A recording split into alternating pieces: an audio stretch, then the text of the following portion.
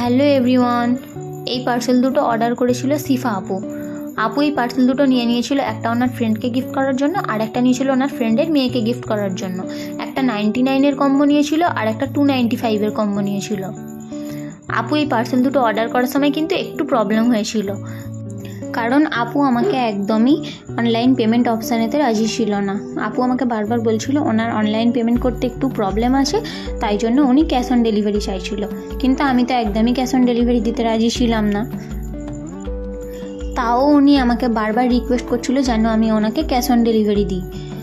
এমনকি উনি আমাকে এটাও বলছিল যে আমি আপনাকে একদিন আগে টাকা দিয়ে দেবো, আপনি তার পরের দিনকে আমাকে প্রোডাক্ট দিন, তাও ভালো, কিন্তু আমাকে ক্যাশ অন ডেলিভারি দিতে হবে।